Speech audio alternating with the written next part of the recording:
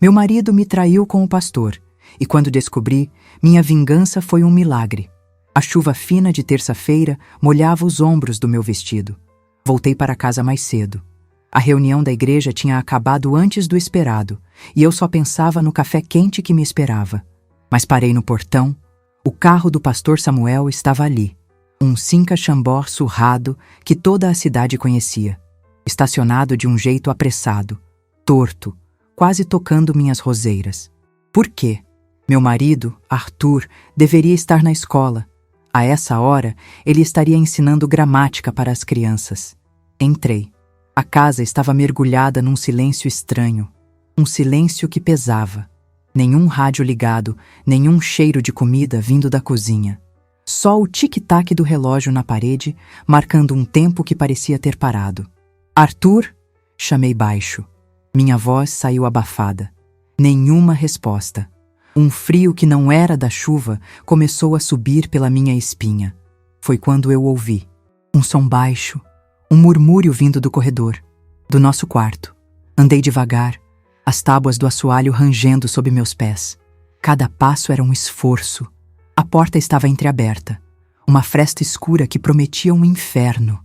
Parei, com a mão suspensa no ar, o coração batendo na garganta. Eu não precisava ver, eu já sabia. O que quer que estivesse ali dentro, uma parte de mim já estava morta. E a outra estava prestes a nascer. A vingança dela está apenas começando. Se você se conecta com Histórias de Virada, inscreva-se e ative as notificações, pois o que vem a seguir é inesquecível e você não vai querer perder. Aquela mulher, parada em frente à porta do próprio quarto, chamava-se Isadora. Pelo menos era o nome que constava na minha certidão de casamento. Para a pequena cidade de Monte Belo, eu era simplesmente a esposa do professor Arthur. E por muito tempo, acreditei que isso bastava. Eu tinha 22 anos e meu mundo era do tamanho da Praça da Matriz. Filha de agricultores, minhas mãos carregavam as marcas da terra, não da tinta de uma caneta. Sabia o tempo certo da colheita do café, mas mal conseguia decifrar as poesias que meu marido lia em voz alta depois do jantar. Arthur era o príncipe da cidade. Inteligente, elegante, o único que tinha ido estudar na capital e voltado com um diploma. Ele era a promessa de um futuro que Monte Belo mal ousava sonhar. E ele me escolheu. A moça simples, de vestido florido e fala mansa. Nosso casamento foi o evento do ano. As pessoas diziam que eu tive sorte. E eu, por tanto tempo, concordei. Minha vida se tornou uma liturgia silenciosa em devoção a ele. Eu acordava antes do sol para moer o café, minhas mãos se movendo no escuro com a precisão de um ritual. A casa precisava estar impecável, um santuário para quando o mestre voltasse do seu dia de trabalho, moldando as mentes do futuro. Suas camisas brancas, sempre perfeitamente alinhadas no varal, eram a minha obra de arte. O cheiro do meu bolo de fubá era o aroma do nosso lar. Eu construí minha identidade sobre os alicerces do conforto dele. Ser a esposa de Arthur era meu ofício, minha honra, minha razão de existir. Todos viam a Isadora que eu lhes oferecia. A mulher quieta, quase invisível, que abaixava os olhos quando elogiavam seu marido. Mas ninguém via a Isadora que existia por dentro.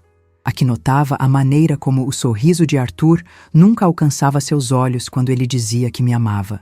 A que percebia o rápido lampejo de tédio em seu rosto quando eu tentava contar sobre o meu dia. Eu não era tola. Eu era uma atriz premiada no teatro da minha própria vida, interpretando o papel da esposa feliz para uma plateia que aplaudia de pé. Eu engolia as pequenas ausências, as noites em que ele chegava tarde com o cheiro de um perfume que não era o meu. Atribuía tudo à sua mente brilhante, ao seu mundo complexo que eu, na minha simplicidade, não podia compreender. Eles pensavam que eu era feita de algodão e silêncio. Mal sabiam que por baixo de tudo havia uma rocha. E naquela tarde, parada diante daquela porta, a rocha finalmente começou a trincar. Não para se quebrar, mas para revelar o que havia dentro. Aquela rocha dentro de mim foi moldada por um único desejo, um sonho tão simples que chegava a ser ridículo. Eu queria ser vista. Não como um anjo do lar, não como a esposa troféu que Arthur exibia nos eventos da cidade, mas como Isadora. Eu sonhava com o dia em que ele chegaria em casa e seus olhos me procurariam com a mesma fome com que buscavam um livro novo. Eu queria que ele me contasse sobre seu dia na escola, não como um relatório para uma subalterna, mas como um desabafo para uma confidente. Queria que ele risse das minhas histórias bobas sobre o mercado, que visse nelas a poesia que eu não sabia colocar no papel. Meu grande desejo era simplesmente pertencer ao mundo dele. Um mundo do qual eu só conhecia a soleira da porta. O sonho de ter um filho era a materialização desse desejo. Um filho seria a ponte entre nós, a prova viva de que éramos uma unidade. Uma criança com os olhos de Arthur e o meu sorriso teimoso seria a única língua que poderíamos falar em comum, com fluência. Mas os anos passavam, e o berço que eu montara em meus pensamentos continuava vazio.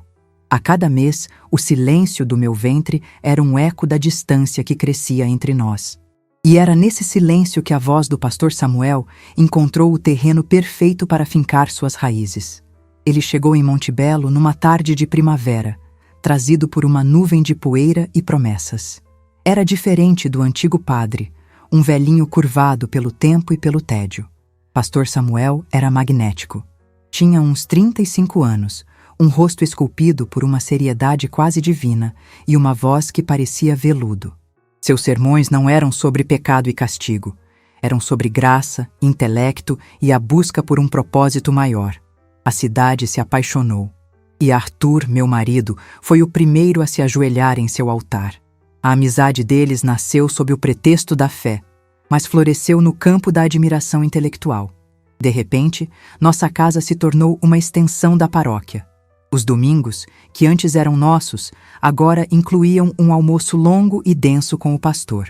Enquanto eu me desdobrava na cozinha, preparando a melhor comida, os dois se sentavam na varanda, envoltos na fumaça do tabaco de cereja que Samuel gostava.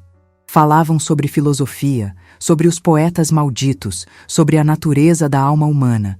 E eu, ao servir o café, era apenas uma sombra funcional, um par de mãos que garantia que suas xícaras nunca ficassem vazias. Eles me agradeciam com a mesma polidez distraída com que se agradece a uma garçonete. Eu não fazia parte da conversa. Eu era a moldura. O pastor é um homem brilhante, Isadora. Uma mente como a dele é um presente para uma cidade como a nossa. Arthur me disse uma noite. Havia um fervor em seus olhos, uma devoção que ele nunca, jamais, havia direcionado a mim. E foi aí que o ciúme começou. Não era um ciúme de mulher, mas um ciúme de alma.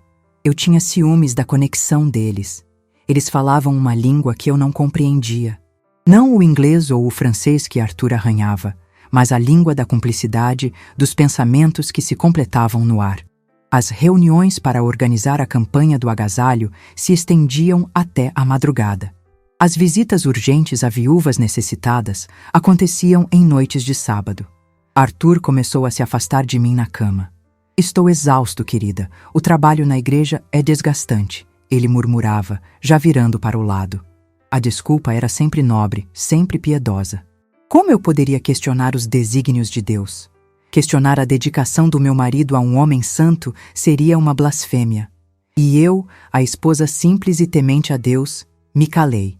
Mas meus olhos nunca se calaram. Eles viam a maneira como a mão de Arthur demorava 1 segundo a mais no braço do pastor durante uma despedida. Viam os olhares que trocavam sobre a minha cabeça durante o jantar, carregados de um significado que me escapava, mas que me feria profundamente. Uma noite, Arthur chegou mais tarde do que o normal. Seu colarinho estava sujo de batom.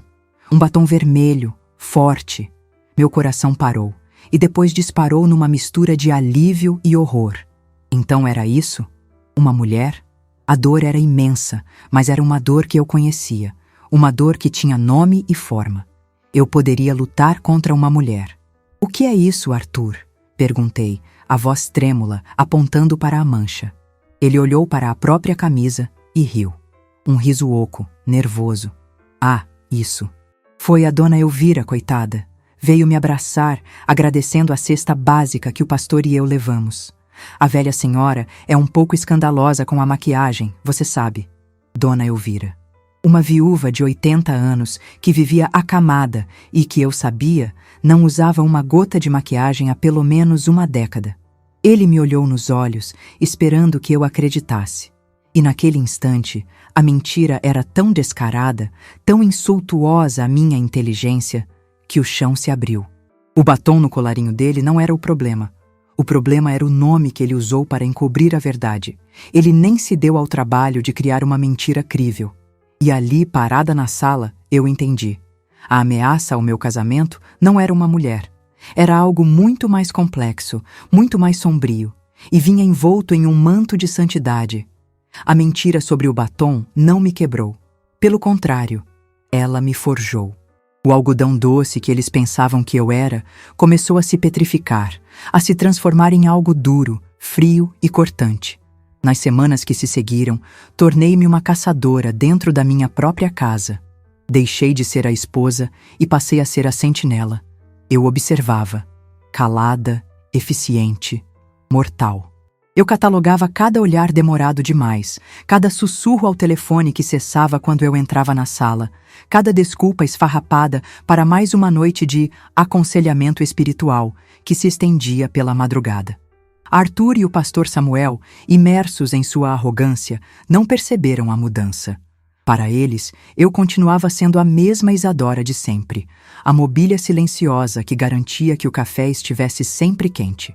Eles se moveram descuidadamente pela teia que eu tecia com meus olhos, sem saber que cada fio era um passo a mais em direção ao precipício. A oportunidade veio como um telefonema urgente no meio da noite. Era meu cunhado, da cidade vizinha de Serra Roxa. Minha irmã mais nova, Lídia, havia entrado em trabalho de parto, o primeiro filho dela. O médico previa complicações. Ela está chamando por você, Isadora. Por favor, venha. O pânico na voz dele era real. Arrumei uma maleta às pressas, o coração dividido entre a preocupação com Lídia e uma estranha e culpada sensação de alívio. Eu precisava sair daquela casa. Precisava respirar um ar que não estivesse contaminado pela mentira. Deixei um bilhete para Arthur, que dormia o sono pesado dos justos ou dos que fingem muito bem. Lídia precisa de mim. Ficarei fora por alguns dias. Coma direito. Com amor, Isadora. A palavra amor pareceu queimar meus dedos enquanto a escrevia. A viagem de ônibus na manhã seguinte foi um borrão de poeira e pensamentos ansiosos. O sol batia no vidro, aquecendo meu rosto, mas por dentro eu sentia um frio polar. Eu tentava focar em Lídia, no bebê que estava para chegar, mas minha mente voltava obsessivamente para a casa em Monte Belo. E foi então, no meio do caminho, que o pânico me atingiu. A caixa de metal. A pequena caixa onde eu guardava o chá abençoado, uma mistura de ervas que era a tradição da nossa família para acalmar as dores do parto. Minha mãe me fizera prometer que levaria. Era uma superstição, talvez, mas para Lídia, naquele momento de medo, seria um conforto imenso. E eu havia esquecido. A caixa estava no fundo do armário da cozinha, atrás das latas de farinha. Não pensei 2 vezes. No próximo ponto de parada, desci do ônibus e me informei sobre a condução que fazia o caminho de volta. Tive que esperar quase 1 hora sob o sol forte, o coração martelando contra as costelas. Era uma estupidez, eu dizia a mim mesma. Uma loucura voltar por causa de um punhado de folhas secas. Mas uma força maior, uma intuição sombria e insistente, me empurrava de volta. Não era pelo chá. Eu estava voltando porque o destino havia me dado uma desculpa para ver o que eu não queria, mas precisava saber. Quando o ônibus me deixou na entrada de Monte Belo, o sol já começava a baixar, pintando o céu com tons de laranja e roxo, cores de um hematoma. Caminhei pelas ruas de paralelepípedos, o som dos meus passos ecoando na quietude do fim de tarde. Ao me aproximar da minha rua, um detalhe me gelou o sangue. O cinca-chambor do pastor não estava na frente da casa.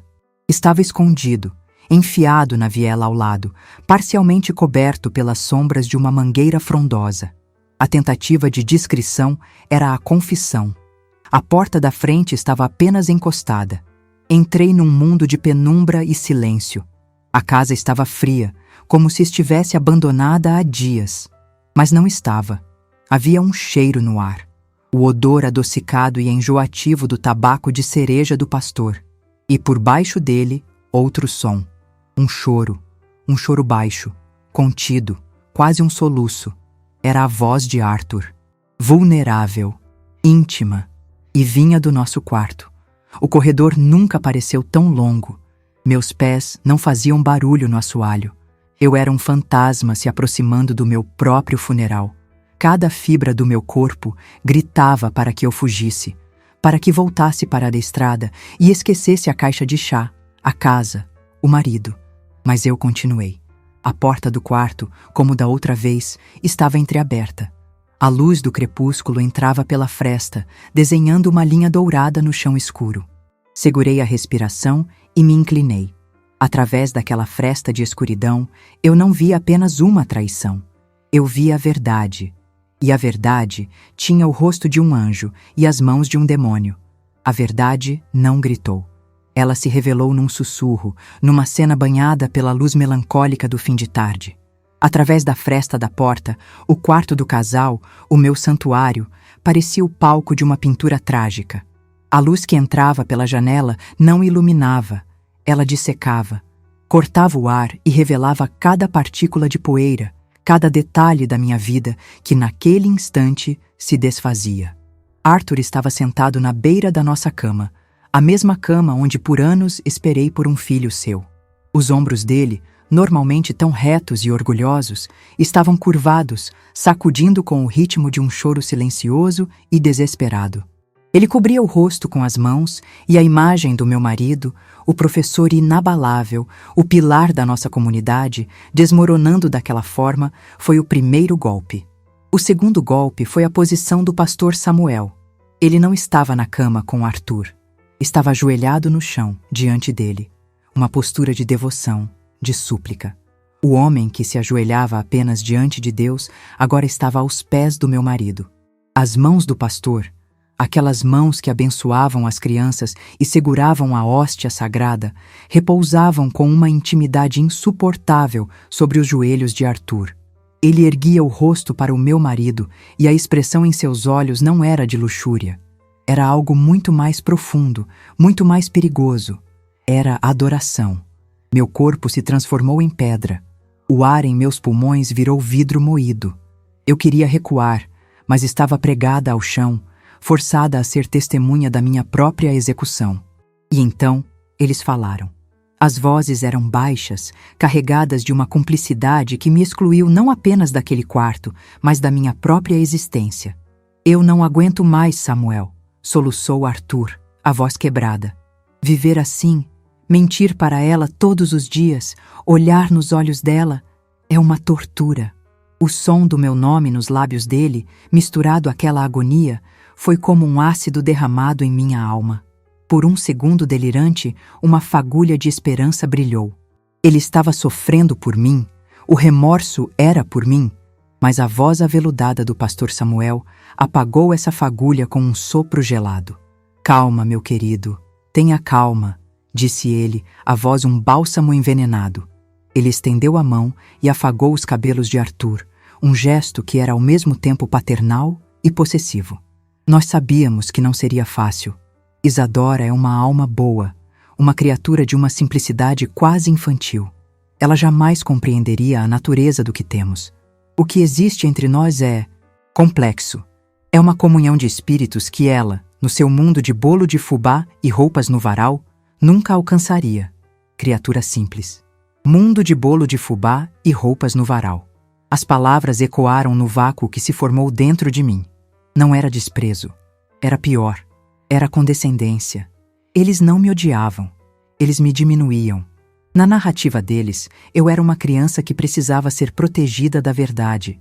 Uma camponesa ignorante, incapaz de compreender a profundidade de seus sentimentos superiores. A traição não era o beijo ou o abraço que poderiam ter trocado. A traição era aquela conversa. Era a forma como me desumanizaram, me transformaram em um objeto de pena, um obstáculo a ser administrado com mentiras piedosas. Aquilo era a minha humilhação. Ser declarada insignificante no veredito secreto dos dois homens que definiam meu mundo. O zumbido em meus ouvidos ficou mais alto. A imagem no quarto começou a ondular, a perder o foco. Tive que me apoiar no batente da porta para não cair. Meu corpo queria gritar, invadir aquele quarto e incendiar o mundo deles com a minha fúria. Mas a Isadora que eles descreveram, a criatura simples, não faria isso. E naquele momento eu me agarrei a esse papel como a um colete salva-vidas. A minha única arma era o silêncio que eles tanto subestimavam. Recuei. Um passo, depois outro. O assoalho não rangeu. Meus pés, que conheciam cada centímetro daquela casa, moveram-se com a leveza de um fantasma. Passei pela sala de estar, um mausoléu cheio de móveis que eu mesma lustrei naquela manhã. O retrato do nosso casamento na parede era uma piada de mau gosto. O sorriso da noiva de véu e grinalda era o de uma idiota. Abri a porta da frente e o ar frio da noite me atingiu como um tapa. O céu estava de um roxo profundo, a cor de um ferimento que começa a cicatrizar. E eu andei. Sem rumo, sem direção. Meus pés me levaram pelas ruas de Monte Belo, que agora pareciam um cenário de papelão. As luzes amarelas que começavam a acender nas janelas das casas eram como olhos curiosos me observando. Passei por vizinhos que me cumprimentaram com acenos. Boa noite, dona Isadora. O professor já chegou? Eu sorria e acenava de volta. A máscara da esposa do professor colada no meu rosto com o cimento do meu choque. Cada sorriso era uma rachadura a mais na minha alma. Minha caminhada sem destino me levou, por uma ironia cruel do destino, para a Praça da Matriz, o lugar mais iluminado da cidade. E lá, imponente, recortada contra o céu escuro, estava a igreja do pastor Samuel, a casa de Deus, o palco de tantas mentiras. Sentei-me no banco de pedra mais afastado, na escuridão, sob a sombra da torre do sino. Olhei para a cruz no topo, um contorno negro contra as primeiras estrelas. A cruz, que deveria simbolizar sacrifício e redenção, agora parecia apenas um símbolo da minha própria crucificação. Ali, na sombra da casa de Deus, eu entendi que não havia ninguém para me salvar, nem no céu, nem na terra. A única coisa real naquele mundo era o silêncio, e o som do meu coração se partindo em 1000 pedaços. Essa parte da história mexe com o coração. Me conta nos comentários de qual cidade você me assiste? Eu leio e respondo cada um com o maior carinho, prometo. O som do meu coração se partindo não foi um estrondo. Foi um estalo seco, o som de gelo fino se quebrando sob um peso insuportável. Sentei naquele banco de pedra por uma eternidade, ou talvez apenas alguns minutos. O tempo havia perdido o sentido. O mundo ao meu redor continuava a girar em sua rotina banal. Uma janela se acendia, um cachorro latia ao longe, o sino da igreja marcava as 8 horas. Mas eu estava congelada, presa no âmbar daquela revelação no meu quarto. A dor era tão vasta, tão absoluta, que deixou de ser um sentimento. Tornou-se uma paisagem, e eu estava perdida nela, sem mapa e sem estrelas para me guiar. As lágrimas que eu pensei que viriam, não vieram. Era como se a humilhação fosse tão profunda que havia secado a fonte. Finalmente me levantei. Meus membros pareciam pertencer a outra pessoa, pesados e desajeitados. O caminho de volta para casa foi uma marcha fúnebre. Cada passo era uma profanação da memória da mulher que havia percorrido aquelas mesmas ruas pela manhã. A Isadora cheia de preocupações simples sobre chás de ervas e partos de irmãs. Aquela mulher estava morta, e eu era apenas o seu fantasma, encarregado de levar o corpo de volta para o túmulo. A casa estava iluminada. A luz da sala de estar se derramava pela janela. Uma cena de domesticidade perfeita e mentirosa. Hesitei com a mão na maçaneta. Entrar ali seria aceitar que aquele lugar, meu único refúgio no mundo, havia se tornado o cativeiro. Respirei fundo e entrei. Arthur estava sentado na sua poltrona de couro, um livro aberto no colo, os óculos na ponta do nariz. O ator em seu papel principal.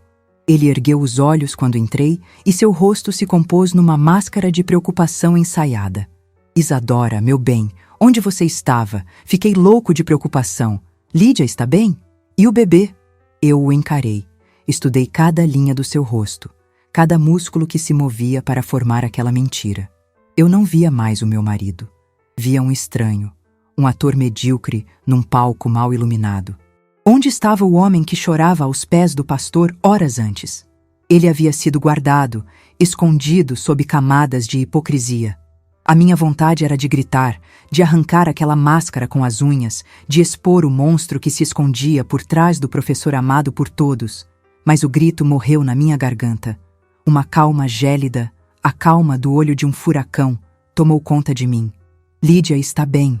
Minha voz saiu, um fiapo de som, sem cor, sem vida. Esqueci o chá. Voltei para buscar. Fui até a cozinha, sentindo seus olhos nas minhas costas, confusos, desconfiados. A minha falta de emoção o desequilibrou. Ele esperava lágrimas, acusações, um drama. Eu lhe dei normalidade. E a normalidade, naquele momento, era a coisa mais anormal do mundo. Aquela noite foi a mais longa da minha vida. Deitei na minha beirada da cama, o corpo rígido como uma tábua. O abismo entre nós era físico, um vale gelado que me impedia de sentir o calor do corpo dele. Eu não dormi. Fiquei de olhos abertos na escuridão, ouvindo sua respiração calma e regular, a respiração de um homem sem consciência. E, na quietude, as palavras deles voltaram, me assombrando. Criatura simples, mundo de bolo de fubá e roupas no varal. Eles me sentenciaram à insignificância. E eu, por anos, acreditei. Os dias que se seguiram foram um inferno silencioso. Continuamos a representar nossos papéis para o mundo. Tomávamos café da manhã juntos, o silêncio quebrado apenas pelo tilintar dos talheres. Ele ia para a escola, eu cuidava da casa. Mas a casa não era mais um lar. Era um campo de batalha silencioso. Arthur, desconcertado com a minha apatia, começou a me provocar. Reclamava da comida, criticava a arrumação, tentava iniciar discussões sobre dinheiro. Ele precisava de uma reação, de uma explosão que o colocasse de volta no papel de vítima de uma esposa histérica. Ele precisava que eu gritasse para justificar suas mentiras. Mas eu não lhe dei esse prazer. Meu silêncio era a minha arma. Era um espelho. E tudo o que ele via refletido nele era a sua própria culpa. O domingo chegou, inevitável e cruel. Tivemos que ir à igreja. Caminhamos lado a lado, o casal exemplar. Sentei no banco de madeira polida, as mãos juntas no colo, e ergui os olhos para o altar. Lá estava ele, Pastor Samuel. Radiante em suas vestes, a luz dos vitrais coloridos coroando seus cabelos como uma auréola. Ele falava sobre a verdade, sobre a pureza do matrimônio, sobre o pecado da falsidade. E por um instante, seus olhos encontraram os meus na multidão. Não havia culpa neles. Havia apenas poder e uma ponta de pena. A mesma pena que se reserva a um animal ferido. Foi ali, sentada naquele banco, ouvindo a voz do amante do meu marido pregar sobre moral, que a última gota de tristeza dentro de mim evaporou, substituída por algo fervente e perigoso. A humilhação se transformou em fúria. Uma fúria branca, silenciosa, que não pedia lágrimas, mas ação. Ao voltar para casa, Arthur, talvez sentindo que estava perdendo o controle, cometeu seu erro final. "Você está tão quieta, Isadora. O gato comeu sua língua?" disse ele, com um sorriso de escárnio. "Cuidado, querida, melancolia demais envelhece." Naquele instante, o choro secou para sempre. A dor não foi embora. Ela apenas mudou de forma, virou combustível. O luto se transformou em estratégia. Eles me mataram naquela tarde no meu quarto, mas se esqueceram de me enterrar. E no escuro da minha alma, algo que eu não sabia que existia começou, finalmente, a despertar. Eles me chamaram de criatura simples. Estava na hora de mostrar a eles a terrível complexidade de uma mulher que não tem mais nada a perder. A fúria não me cegou. Pelo contrário, ela me deu uma clareza que eu nunca tive. A névoa de tristeza e confusão se dissipou, revelando um mundo em preto e branco, um tabuleiro de xadrez onde eu finalmente conseguia enxergar as peças. Por anos, eu me movi por aquela casa como uma rainha sem poder, confinada em minhas casas seguras, seguindo regras que não criei. Agora, eu era uma jogadora. E meus oponentes, o rei e seu bispo, continuavam a se mover com a arrogância de quem se crê invencível, sem perceber que o tabuleiro havia mudado. Minha casa se tornou meu quartel-general. Cada cômodo, um território a ser estudado. Cada objeto, uma pista em potencial. Eu buscava uma arma, uma brecha na fortaleza que eles haviam construído com suas mentiras e sua reputação. A criatura simples, que eles desprezavam, se tornou uma espiã. Minha suposta ignorância era o meu melhor disfarce. Eu sorria quando Arthur me contava sobre os planos de caridade do pastor, concordava com a cabeça quando ele elogiava a sabedoria de Samuel, e por dentro eu arquivava cada palavra, cada gesto, cada contradição. Eu estava em guerra, uma guerra fria e silenciosa, travada nos corredores da minha própria casa. A arma que eu procurava não estava no presente, mas no passado. Numa tarde chuvosa, enquanto Arthur estava na escola e o pastor, presumivelmente salvando almas, subia ao sótão. Era um lugar que eu evitava, um cemitério de coisas esquecidas, coberto por uma mortalha de poeira e teias de aranha. Mas algo me chamou. Uma necessidade de me conectar com uma parte de mim que existia antes de Arthur, antes de tudo aquilo. Foi lá, num canto escuro, que encontrei o baú do meu pai. Era um baú grande de madeira escura, pesado com as memórias de um homem que eu amei, mas que talvez nunca tenha conhecido de verdade. Meu pai era um lavrador, um homem de poucas palavras e mãos calejadas, mas ele tinha um universo secreto. Abri a tampa rangente, e o cheiro de cânfora e tempo me atingiu. Dentro, entre roupas puídas e ferramentas antigas, encontrei seu tesouro escondido. Enrolado em um pano oleado, havia um objeto pesado e frio. Uma câmera. Uma Voigtlander alemã, com suas lentes de cristal e corpo de metal. Lembrei-me vagamente do meu pai, anos atrás, tentando me ensinar sobre luz e sombra, sobre o momento decisivo. Eu era criança e achava aquilo uma grande chatice, mas agora, segurando aquela máquina na mão, ela não parecia um hobby, parecia uma arma. A ideia de capturar a verdade, de transformá-la em algo físico, inegável, uma imagem que não poderia ser distorcida por sermões ou desculpas, nasceu ali, naquele sótão poeirento. Continuei a explorar o baú, o coração batendo com uma nova esperança. No fundo, dentro do bolso de um casaco pesado de inverno, meus dedos tocaram em algo rígido, um pequeno caderno de capa de couro. Não era um diário. Era uma caderneta de poupança de um banco na capital. Abri com as mãos trêmulas. Página após página, depósitos. Pequenas quantias, feitas religiosamente, mês após mês, ao longo de 30 anos. A soma final fez o ar me faltar. Meu pai, o homem simples que andava com sapatos remendados, havia juntado um pequeno patrimônio. Não era uma fortuna de milionário, mas para mim, para a mulher que dependia do dinheiro do marido, até para comprar um corte de tecido novo, era a promessa de um reino. Era independência. Era poder. Escondido entre as páginas, um bilhete amarelado com a caligrafia caprichada dele. Para uma emergência de verdade, minha filha. Para quando você precisar construir sua própria cerca. Sentei no chão de madeira do sótão, a câmera fria em uma mão, a caderneta que representava uma vida de sacrifícios na outra. E pela primeira vez desde a descoberta, eu chorei. Mas não eram lágrimas de dor. Eram lágrimas de gratidão, de alívio. Meu pai, de seu túmulo silencioso, estava me entregando as ferramentas para a minha libertação.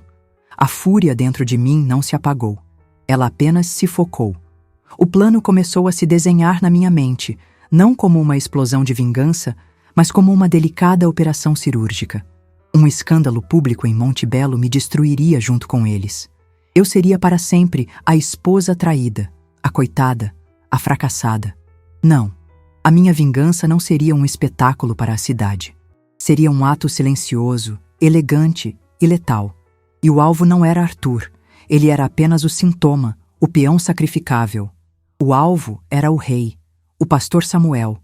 Sua força era sua imagem de santidade, e era exatamente essa imagem que eu iria usar para destruí-lo. Lembrei-me de ouvi-lo mencionar, certa vez, o nome do bispo diocesano da capital, um homem famoso por seu rigor implacável e sua tolerância zero a qualquer mancha na reputação da igreja. Era lá que a batalha seria travada. Desci do sótão uma nova mulher. A Isadora que chorava estava morta e enterrada sob a poeira do passado. A que desceu as escadas era uma herdeira, uma estrategista. Na manhã seguinte, preparei o café de Arthur como sempre. Vesti meu melhor vestido e um chapéu. Vou à Serra Roxa de novo, anunciei com a maior naturalidade. Lídia ainda precisa de ajuda com o bebê. Ele apenas assentiu, distraído com o jornal, aliviado por ter a casa só para ele novamente. Mas eu não fui para a estação de ônibus. Atravessei a cidade na direção oposta, em direção à pequena casa, nos arredores onde vivia o Sr. Anísio, um fotógrafo aposentado que, diziam, havia trabalhado nos grandes jornais do Rio de Janeiro. Bati em sua porta, a pesada Voigtlander escondida na minha bolsa de palha, entre um pão e um maço de couve. O Sr. Anísio abriu a porta, os olhos pequenos e curiosos me estudando. "Pois não, minha senhora." Eu respirei fundo. O primeiro movimento no tabuleiro estava prestes a ser feito.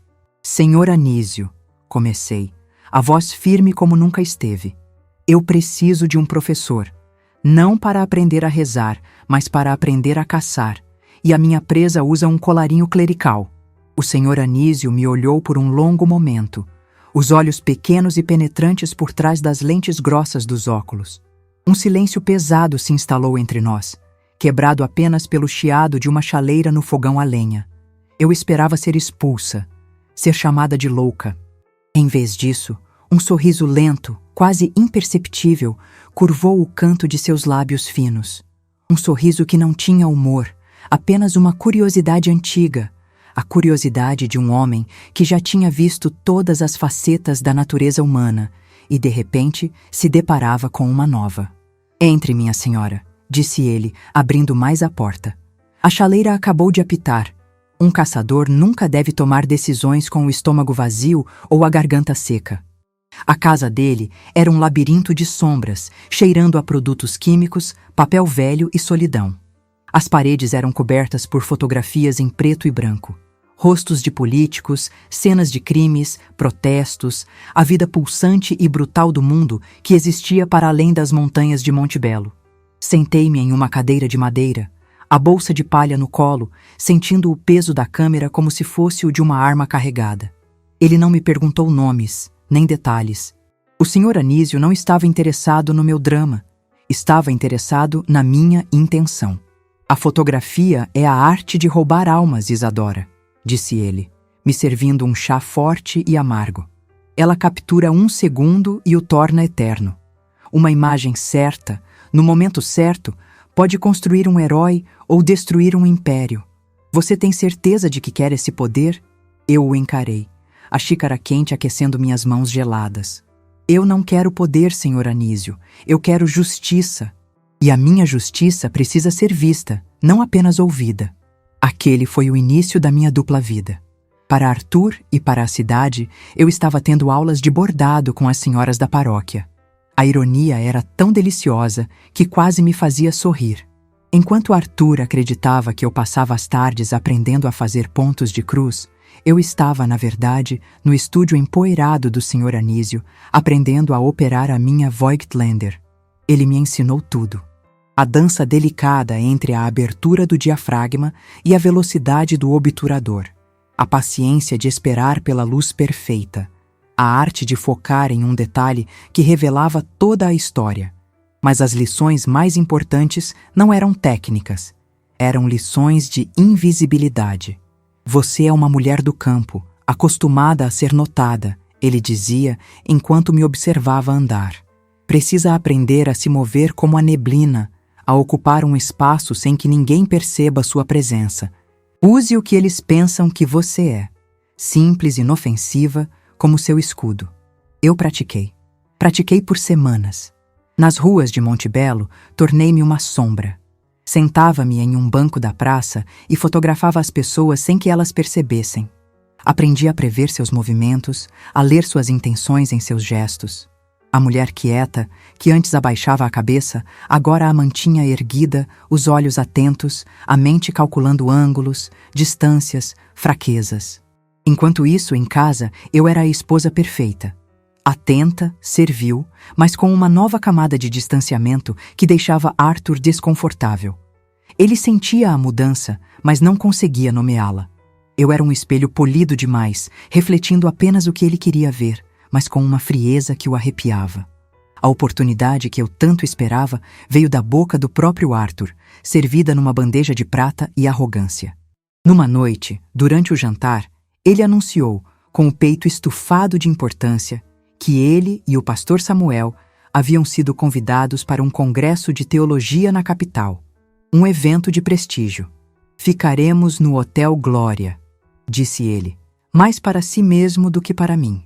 É um lugar discreto, elegante, longe da confusão do centro, perfeito para reflexão. Ele me deu o nome do hotel, as datas, todos os detalhes, como se estivesse falando com a parede. Na mente dele, eu era incapaz de juntar as peças, de ver a oportunidade perfeita que ele estava me oferecendo. Um território neutro. Um lugar onde eu seria uma estranha, anônima, livre para executar meu plano. A engrenagem da minha vingança começou a girar em alta velocidade. Na manhã seguinte, peguei o ônibus para Serra Roxa, com a desculpa de levar mais roupas para Lídia. Lá, fui ao banco e fiz uma retirada generosa da conta do meu pai. O dinheiro na minha bolsa era pesado, sólido, real. Era o som da minha liberdade. Em uma loja que eu nunca tinha entrado, comprei roupas que a Isadora de Montebello jamais usaria. Um vestido cinza, de corte reto e tecido fino. Um chapéu de abas curtas com um pequeno véu. E um par de óculos escuros que escondiam metade do meu rosto. Eu não estava comprando roupas, estava montando um disfarce. Estava criando a mulher que iria para a capital. Uma mulher que ninguém de Montebello jamais reconheceria. Minha última aula com o Sr. Anísio foi na véspera da viagem. Ele inspecionou meu equipamento, me deu 2 rolos de filme de alta sensibilidade e segurou meus ombros, o olhar sério. Lembre-se, Isadora, você não é mais a vítima. Você é a caçadora. Não há espaço para hesitação. Quando o momento chegar, seu olho será a testemunha, seu dedo será o juiz, e o clique da câmera será a sentença. No dia da partida deles, eu os ajudei a carregar as malas no Cinca Chambord. Desejei-lhes uma boa viagem, um bom congresso. Sorri. O sorriso da esposa dedicada. Arthur me deu um beijo rápido na testa, aliviado por se livrar de mim por uma semana. O pastor Samuel me deu um aceno de cabeça polido, os olhos cheios daquela piedade condescendente que agora me enchia de uma força gelada. 2 horas depois, eu estava na estação de ônibus. Não a Isadora de vestido florido, mas uma versão mais sóbria, mais dura de mim mesma. Na minha mala, sob as roupas de bebê para o meu sobrinho, estavam o meu disfarce e a câmera carregada. O motor do ônibus roncava, me levando para longe de tudo o que eu conhecia. Não havia medo em meu coração. Apenas um silêncio gelado e o peso do metal frio da câmera na minha bolsa. A esposa do professor Arthur morreu naquele sótão. A mulher que viajava naquela estrada não ia ajudar em um parto. Ela ia executar um. A capital me engoliu. O barulho, a fumaça, a multidão anônima que se movia com uma pressa febril. Tudo era um ataque aos meus sentidos, acostumados com a calmaria de Montebello. Mas, em vez de medo, senti uma estranha libertação. Naquele caos, eu era ninguém. E ser ninguém era a minha maior vantagem. Encontrei uma pensão barata a 2 quadras do Hotel Glória. Um quarto pequeno e limpo, com uma janela que dava para um beco barulhento. Aquele seria o meu esconderijo, meu ninho de gavião. Lá dentro, tranquei a porta e abri minha mala. A metamorfose começou.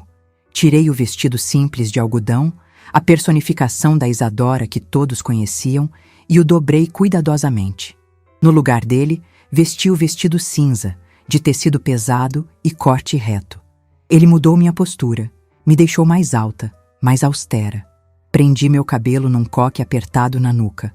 Coloquei os óculos escuros e, por fim, o chapéu com o véu discreto. Olhei-me no espelho manchado do quarto. A mulher que me encarava era uma estranha, uma viúva talvez, ou uma funcionária pública de alto escalão. Era uma mulher com um passado e um propósito. Uma mulher que não pedia licença para ocupar espaço. A esposa do professor Arthur havia ficado em Montebello. Aquela mulher no espelho era uma combatente. A caçada começou em um café do outro lado da rua do Hotel Glória. Por 2 dias, sentei-me na mesma mesa, pedindo o mesmo café amargo, os olhos fixos na entrada opulenta do hotel. Aprendi o ritmo do lugar, a troca de turnos dos porteiros, os horários de pico, as saídas e entradas.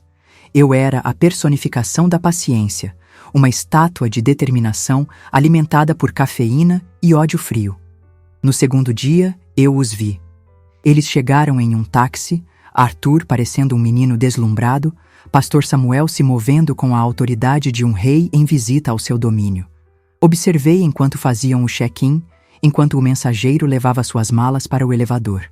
Anotei o andar que o indicador de metal apontou. O quarto. Vigiar de longe não era o suficiente. O Sr. Anísio me ensinara que a melhor foto é aquela tirada de perto, aquela que captura a respiração do alvo. Eu precisava entrar. Naquela noite, vestida com a minha armadura cinza, atravessei a rua e entrei no saguão do Hotel Glória. O ar era rarefeito, cheirava a cera de abelha e dinheiro. Caminhei com a confiança que não sentia até o balcão da recepção. Com a voz mais calma e firme que consegui produzir, pedi um quarto. Gostaria de um quarto no quarto andar, por favor. Fui informada de que a vista para o parque é mais tranquila. O recepcionista, um jovem de terno impecável, mal me olhou. Minha aparência era a de alguém que pertencia àquele lugar. Ele me deu uma chave. A chave do quarto 407. O coração martelava no meu peito. Eu estava dentro do covil do inimigo. O corredor do quarto andar era um túnel de silêncio e carpete felpudo. Localizei o quarto deles. 412. O meu era quase em frente, ligeiramente na diagonal. A proximidade era uma tortura e uma vantagem. Passei o resto da noite e o dia seguinte dentro do meu quarto, a porta entreaberta por uma fresta milimétrica, ouvindo. Ouvi suas risadas, trechos de conversas, o som de copos tilintando. Eu estava mapeando o terreno, esperando a minha única oportunidade. Ela veio na segunda noite. Eu sabia que eles haviam pedido o jantar no quarto. O cheiro da comida havia se espalhado pelo corredor. Esperei. Por volta das 10 da noite, ouvi o som do carrinho do serviço de quarto sendo recolhido. Era a minha chance. Peguei o telefone e liguei para a recepção. Boa noite, aqui é o quarto 407. Acredito que esqueceram de me trazer uma água. Poderiam enviar, por favor? Era um pretexto frágil, mas plausível. Minutos depois, ouvi os passos do camareiro no corredor. Abri minha porta um pouco mais. Quando ele bateu na porta do 412 para recolher a bandeja, eu agi. Derrubei propositalmente um copo de vidro no meu próprio quarto. O som do vidro se estilhaçando foi alto e agudo. O camareiro se virou, assustado. Está tudo bem, senhora? Sim, desculpe, que desastre! Respondi, mantendo-me fora de sua vista. Só um minuto, por favor. A distração funcionou. Ele deixou o carrinho no corredor e se afastou alguns passos na minha direção, preocupado. E naquele instante, eu vi. A porta do 412, que eles haviam apenas encostado para o camareiro, não estava trancada. Uma fresta se abriu quando ele bateu. Era agora ou nunca. Movi-me com a velocidade e o silêncio de um predador. Em 3 passos, estava na porta deles. A câmera, que eu segurava o tempo todo sob um chale, já estava pronta. Empurrei a porta 1 centímetro a mais. A cena lá dentro era de uma intimidade doméstica que me revirou o estômago. Pastor Samuel, vestindo um luxuoso roupão de seda, estava em pé, servindo uma dose de conhaque. Arthur estava sentado em uma poltrona, os pés descalços, relaxado, um sorriso bobo no rosto. Ele ergueu a mão e tocou o rosto do pastor com uma ternura que ele nunca, em todos os nossos anos de casados, havia me dedicado. Ergui a câmera. Meu corpo inteiro tremia, mas minhas mãos estavam firmes. O conselho do Sr. Anísio ecoou na minha cabeça. Não hesite. O clique do obturador soou, para mim, como um tiro de canhão. Clique. Arthur tocando o rosto de Samuel. Clique. Samuel se inclinando e beijando a testa de Arthur. Clique. Os dois rindo, as cabeças juntas, compartilhando um segredo que o mundo não deveria saber. Recuei, fechei a porta com um cuidado infinito e me tranquei no meu quarto. Encostada na madeira, escorreguei até o chão. A câmera pressionada contra o meu peito como um filho recém-nascido. Eu tinha conseguido. Eu tinha a alma deles guardada num rolo de filme. Na manhã seguinte, deixei o hotel antes do amanhecer. Atravessei a cidade até um bairro operário, um lugar de ruas sujas e prédios descascados. Encontrei o laboratório fotográfico que o Sr. Anísio havia indicado num mapa. Entreguei o filme ao dono, um homem de rosto cansado que não fez perguntas. Paguei o dobro pela urgência e esperei as 3 horas mais longas da minha vida num café próximo, o coração oscilando entre o triunfo e o terror. As fotografias eram perfeitas, nítidas, inegáveis, devastadoras. A intimidade deles estava ali, em preto e branco, para sempre. Meu último passo foi em uma pequena loja de artigos de escritório. Aluguei uma máquina de escrever por 1 hora. Meus dedos, acostumados com a terra e com agulhas, voaram sobre as teclas. A carta para o bispo diocesano foi curta, respeitosa e impiedosa. Eu não era uma esposa traída, era uma sentinela da moralidade, uma serva de Deus preocupada com a reputação da Santa Igreja. Descrevi as provas irrefutáveis em minha posse e sugeri, como um ato de misericórdia cristã, que o pastor Samuel fosse enviado para uma missão de penitência no lugar mais remoto que a diocese pudesse encontrar. Caso contrário, concluí, este material encontrará seu caminho até a redação dos jornais que não compartilham de nossa fé ou de nossa discrição. Coloquei a carta e a fotografia mais condenatória num envelope pardo. No grande edifício dos Correios, no centro da capital, localizei a caixa de correio destinada à diocese. O metal da abertura era frio. Por um segundo, hesitei. Aquilo era um ponto sem volta, um ato que selaria o destino de 3 pessoas para sempre. Lembrei-me das palavras deles, criatura simples, e soltei o envelope. O som dele caindo na escuridão da caixa foi baixo, quase inaudível. Mas para mim foi o som de uma guilhotina. Minha parte estava feita. Agora, o silêncio de Deus e a fúria dos homens decidiriam o meu destino. Os dias que se seguiram ao meu retorno da capital foram uma obra-prima de tortura psicológica. Voltei a ser a Isadora de Montebello, a esposa silenciosa, a mulher do vestido florido. Mas era uma performance. Por dentro, eu era uma bomba-relógio, contando os segundos para a detonação que eu mesma havia programado. Cada manhã, eu acordava com um nó de expectativa e terror no estômago. Cada batida na porta, cada toque do telefone, fazia meu coração saltar. Seria agora? Aquele era o dia em que meu mundo e o deles viria abaixo? Arthur voltou do congresso 2 dias depois de mim, cansado, mas com um brilho satisfeito nos olhos. Ele não notou nada. Eu era a esposa perfeita. A casa estava impecável. O jantar estava na mesa. Ele estava tão imerso em sua própria importância, em seu mundo secreto, que era cego para a tempestade que se formava sob seu próprio teto. E eu, com um sorriso dócil, servi sua comida, ouvi suas histórias sobre o congresso e senti o gelo da minha vingança se solidificar ainda mais no meu peito.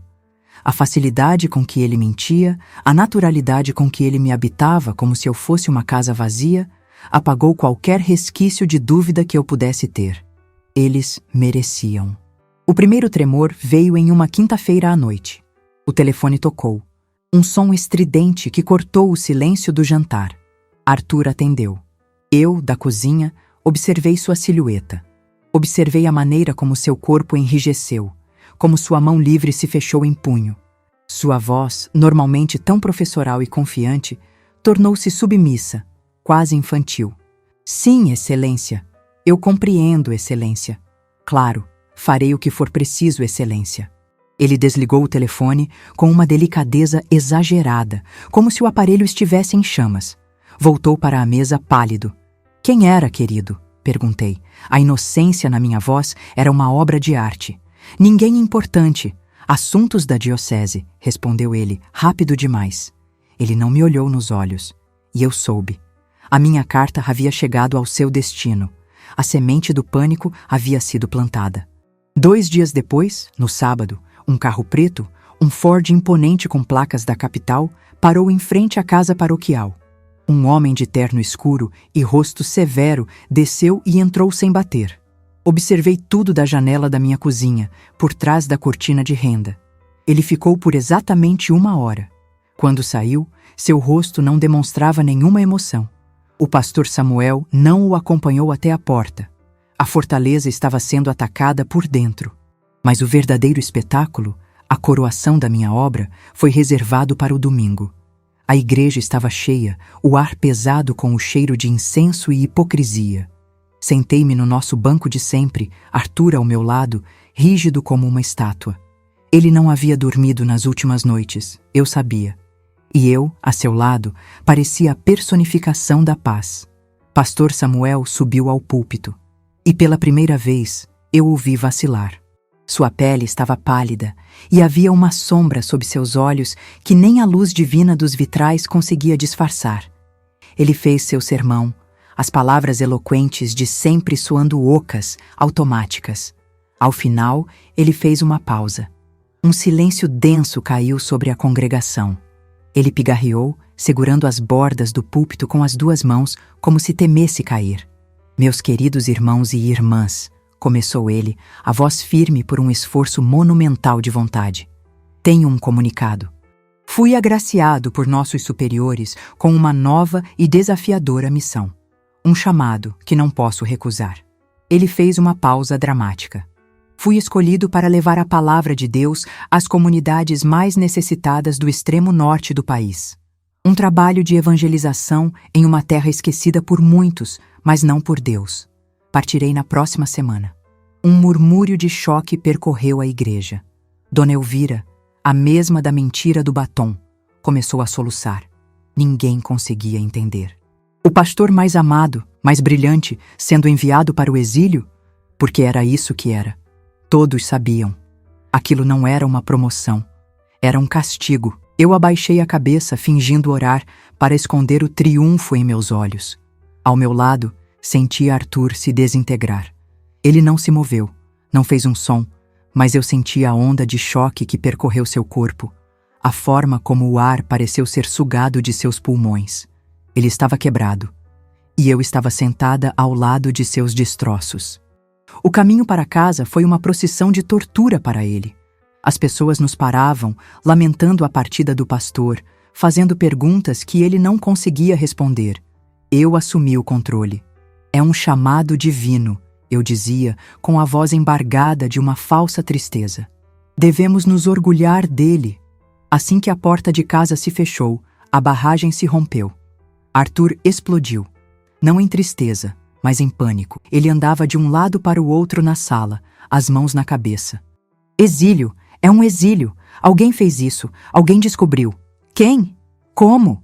E então, seus olhos, injetados de medo e fúria, se fixaram em mim. Ele avançou e me segurou pelos braços, a força dele me assustando. O que você sabe sobre isso, Isadora? Ele sibilou, o rosto a centímetros do meu. Você, desde que voltou de Serra Roxa, você não é mais a mesma. O que você ouviu? Para quem você falou? Responda! Aquele era o momento. O clímax da minha vingança. Todo o meu treinamento, toda a minha dor, toda a minha fúria se concentraram naquele instante. Eu não gritei, eu não o empurrei. Eu olhei no fundo dos olhos dele e deixei uma única lágrima, uma lágrima solitária e perfeita, escorrer pelo meu rosto. Minha voz era um sussurro trêmulo, a mais perfeita imitação da mulher que ele pensava que eu era. Arthur, como você pode pensar uma coisa dessas de mim? O que eu poderia ter feito?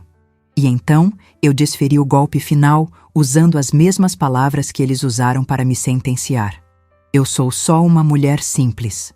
Aquelas palavras o atingiram com mais força do que um soco. Ele me encarou, os olhos desesperados buscando qualquer sinal de mentira, qualquer fissura na minha performance. Mas não havia nenhuma. Tudo o que ele via era a sua esposa tola, a criatura do mundo de bolo de fubá, incapaz de tamanha complexidade, de tamanha crueldade. A possibilidade de que eu fosse a arquiteta de sua ruína era tão absurda, tão impensável para ele, que ele a descartou. Ele me soltou, os braços caindo ao lado do corpo. A energia o abandonou, e ele desabou na poltrona, o rosto entre as mãos, um homem derrotado por um inimigo que ele não conseguia ver. Eu me virei, dando-lhe as costas. Caminhei até a janela, onde minhas violetas africanas recebiam o sol da tarde.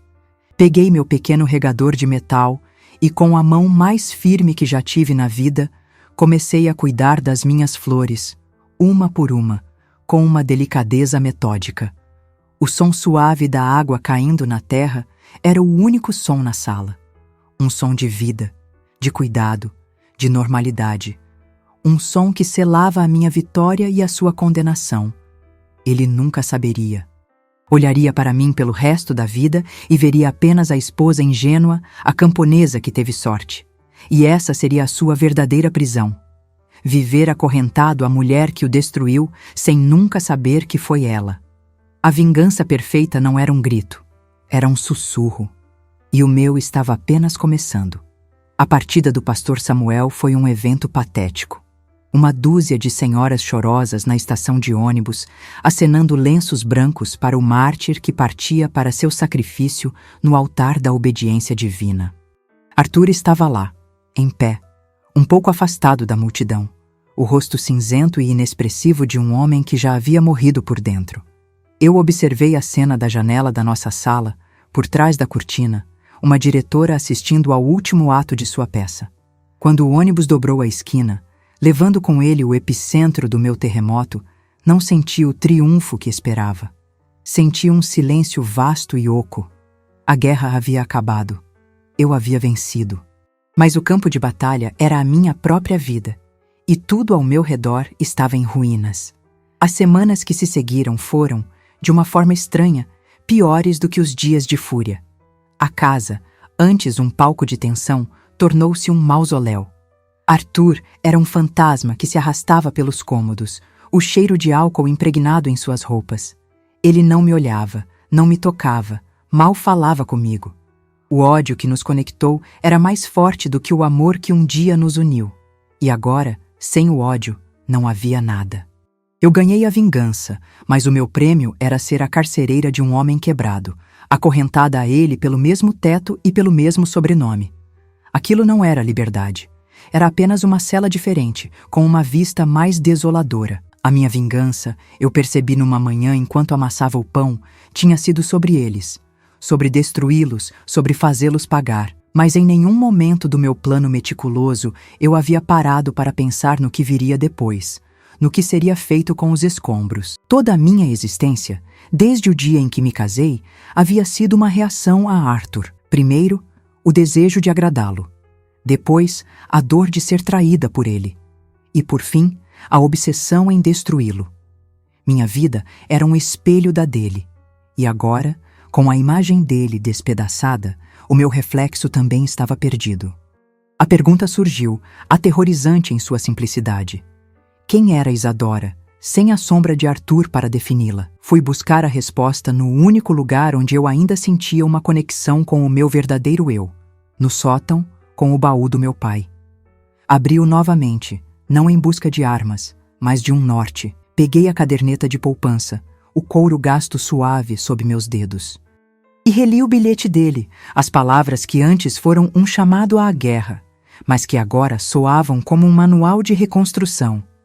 Para quando você precisar construir sua própria cerca, uma cerca. Pela primeira vez, eu entendi o que ele quis dizer. Uma cerca não serve apenas para manter os inimigos do lado de fora. Ela serve principalmente para delimitar o que é seu, para criar um território onde as suas regras valem, onde o seu plantio pode crescer sem ser pisoteado. Eu havia passado a vida inteira vivendo no terreno dos outros, primeiro no do meu pai, depois no de Arthur. Estava na hora de fincar as minhas próprias estacas. Desci do sótão com uma nova clareza. A herança do meu pai não era um fundo de vingança, era capital inicial, e a minha força não estava na minha capacidade de enganar ou manipular. Estava nas minhas mãos, nas mãos que sabiam a diferença entre um café bom e um café queimado, nas mãos que podiam transformar farinha e ovos em conforto. Estava na minha herança, na minha identidade, naquela simplicidade que eles tanto zombaram. O meu mundo de bolo de fubá e roupas no varal não era uma limitação. Era a minha especialidade. A ideia tomou forma, poderosa e assustadora. Eu não iria embora de Montebello. Esta cidade havia sido a testemunha silenciosa da minha humilhação. Agora, ela seria a plateia da minha ressurreição. Eu usaria o meu dinheiro, a minha força e abriria um negócio. Um lugar meu. Um empório. Um lugar que celebraria as coisas da terra, as coisas simples e verdadeiras que eles desprezaram. Venderia o melhor café da região, os queijos dos pequenos produtores, os pães e bolos feitos no meu próprio forno. Seria um lugar de cheiros e sabores reais, um antídoto para o fedor de mentira que impregnava a minha vida. O nome surgiu instantaneamente, A Cerca.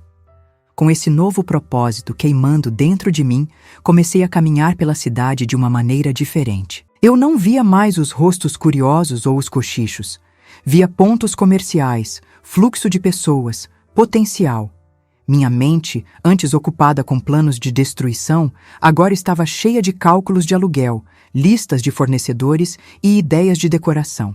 E então, eu o vi, na esquina da Praça da Matriz, em frente à igreja, como uma afronta silenciosa ao poder que um dia me oprimiu. Um prédio antigo, uma loja que estava fechada há anos. As paredes estavam sujas, as janelas cobertas por tábuas, mas a localização era perfeita. Tinha uma fachada ampla, uma promessa de luz e movimento. Uma placa torta e desbotada pendurada por um único prego dizia: aluga-se. Parei ali, no meio da calçada, e olhei para aquela ruína. Mas eu não via o abandono. Eu via o futuro. Via as janelas limpas, as prateleiras cheias de potes de compota, o balcão de madeira rústica, as pessoas sentadas nas mesinhas, rindo e conversando. Vi o meu território. O medo era uma correnteza fria na base da minha espinha. O medo do fracasso, do ridículo, de ser a louca do professor. Mas a determinação era uma muralha. Virei-me e marchei, sem hesitar, em direção à casa do Coronel Bastos, o velho fazendeiro que eu sabia era o dono de metade da cidade. Bati em sua porta pesada de madeira, o pó da loja abandonada já nos meus sapatos. Ele mesmo atendeu, um homem grande, de sobrancelhas grossas, que me olhou de cima a baixo com surpresa. "Pois não, senhora do professor?" perguntou ele, a voz um trovão. Eu ergui o queixo. E pela primeira vez na vida corrigi. "Não, é Isadora. E eu vim falar de negócios." O Coronel Bastos me encarou, os olhos cerrados sob as sobrancelhas brancas. "Um homem de negócios", diziam. "Reconhece outro, mesmo que use saias." Ele viu em mim algo que nem Arthur, nem o pastor Samuel jamais viram. Não a fragilidade, mas o aço. Depois de uma longa negociação, onde eu não recuei 1 centímetro, ele me alugou o prédio por um preço justo. "Gosto de gente com fibra", resmungou ele, assinando o contrato. "E a senhora, minha filha, parece ser feita de arame farpado." A reforma da loja foi a minha terapia. Cada tábua podre que eu arranquei, cada camada de tinta velha que eu raspei, era um pedaço do meu passado que eu estava expurgando. Contratei o Sr. Anísio, que se revelou um marceneiro surpreendente, para construir as prateleiras. Chamei 2 viúvas da cidade, mulheres que, como eu, eram vistas com pena, para me ajudarem na limpeza e na pintura. O dinheiro do meu pai foi usado com um cuidado religioso, cada centavo investido na construção do meu futuro. A cidade observava, primeiro com zombaria, depois com curiosidade e, por fim, com um respeito relutante. Eles viam a esposa do professor, suja de tinta e serragem, trabalhando do sol a sol, e a imagem não se encaixava no que eles conheciam. A inauguração do empório A Cerca foi num sábado de céu azul. O cheiro de café fresco e pão de milho assando se espalhou pela praça, um convite irresistível. A cidade inteira veio. Vieram para fofocar, para me julgar, mas acabaram ficando para provar. E eles gostaram. Viram que a minha simplicidade tinha sabor, que o meu mundo de bolo de fubá era, na verdade, um lugar acolhedor e delicioso. Naquele primeiro dia, vendi tudo. Enquanto a minha estrela começava a subir, a de Arthur mergulhava na escuridão. Viver na mesma cidade que eu, agora uma mulher de negócios bem-sucedida e independente, era um lembrete diário e humilhante de sua derrocada. Ele me via da janela da escola, supervisionando minhas entregas. Ele ouvia os elogios ao meu café quando ia ao barbeiro. O professor respeitado tornou-se uma figura trágica, o homem cuja esposa o havia, de alguma forma inexplicável, superado. Ele começou a beber mais abertamente, a faltar às aulas. O respeito que a cidade lhe devotava se transformou em pena, e a pena, com o tempo, virou desprezo. 1 ano após a abertura da minha loja, ele se foi. Vendeu a casa dos pais para o Coronel Bastos e pegou o primeiro ônibus para o sul. Não se despediu. Fiquei sabendo pela vizinha. Naquela noite, fechei a loja, fui para o meu pequeno apartamento que construí nos fundos do empório e abri uma garrafa de vinho. Brindei não a partida dele, mas a minha chegada. O último fantasma do meu passado havia finalmente deixado a cidade. Os anos passaram como as estações da colheita. A cerca prosperou. Abri uma pequena pousada nos fundos. Comecei a fornecer meus produtos para hotéis na capital. Tornei-me Dona Isadora, uma matriarca improvável, uma mulher que dava emprego a outras mulheres, que ensinava que uma cerca era o primeiro passo para se construir um jardim. Nunca mais vi o pastor Samuel. Anos depois, um viajante me contou que ele vivia numa paróquia miserável na fronteira. Um homem amargo e esquecido por Deus e pelos homens. Uma vez, recebi uma carta de Arthur. Um pedido de perdão tardio, cheio de autopiedade. Li as palavras sem sentir nada, nem raiva, nem compaixão. Dobrei o papel e o usei para acender o forno a lenha naquela manhã. O passado não era mais um peso, era apenas cinza. Hoje, sou uma senhora de cabelos brancos. Às vezes, ao entardecer, sento-me em uma das mesinhas do lado de fora do meu empório, o mesmo lugar onde um dia houve apenas ruínas, e observo o movimento da praça. Vejo a igreja, imponente, e não sinto mais a sombra da humilhação. Vejo apenas um prédio de pedra. O poder que aquelas paredes um dia tiveram sobre mim se dissolveu, transformado em pó pela força do meu trabalho e pela dignidade que reconquistei. A lição que a vida me deu, na dor e no fogo, foi esta: a verdadeira vingança não é ver o inimigo cair, é ter a certeza de que, quando ele olhar para trás, verá você de pé, mais forte, mais inteira, florescendo no exato lugar onde ele tentou te enterrar. A minha cerca, construída com lágrimas e farinha, tornou-se o meu castelo, e dentro de seus muros, finalmente, eu encontrei a paz. Eu estou aqui, no meu castelo feito de farinha e recomeços, e quero lhe contar um último segredo. Por muito tempo, eu acreditei que a minha história havia sido escrita por outras pessoas. Primeiro pelo meu pai, que me ensinou a ser uma boa moça. Depois, pelo meu marido, que me ensinou a ser uma boa esposa. E até mesmo por aqueles que me traíram, que tentaram escrever o meu capítulo final com as palavras criatura simples. Eles me deram um roteiro, e a minha única função era seguir as falas, sorrir nos momentos certos e chorar em silêncio para não atrapalhar a cena. Mas o que eu aprendi, na poeira do meu sótão e na farinha da minha cozinha, foi que ninguém pode escrever a sua história, a menos que você entregue a caneta. A dor, a humilhação, a traição, elas não são o fim do livro. São apenas um capítulo difícil, daqueles que nos fazem prender a respiração. Mas a beleza da vida é que nós sempre temos o poder de virar a página. E na página em branco que se segue, podemos desenhar o que quisermos.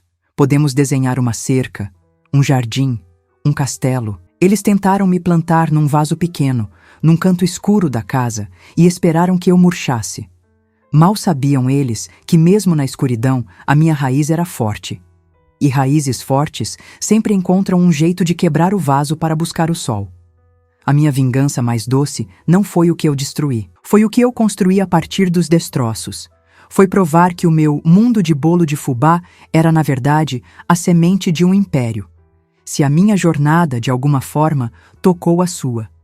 Se você já se sentiu diminuída, subestimada, ou se está agora mesmo, neste exato momento, procurando forças para construir a sua própria cerca, eu quero lhe fazer um convite. Deixe um comentário aqui embaixo com a frase: "Eu construo o meu próprio jardim". Cada comentário será como uma semente. Juntos, criaremos um espaço de força, um jardim comunitário onde nenhuma de nós precisa se sentir sozinha. Se você acredita que esta mensagem precisa alcançar outras pessoas que estão lutando para encontrar o próprio sol, curta este vídeo.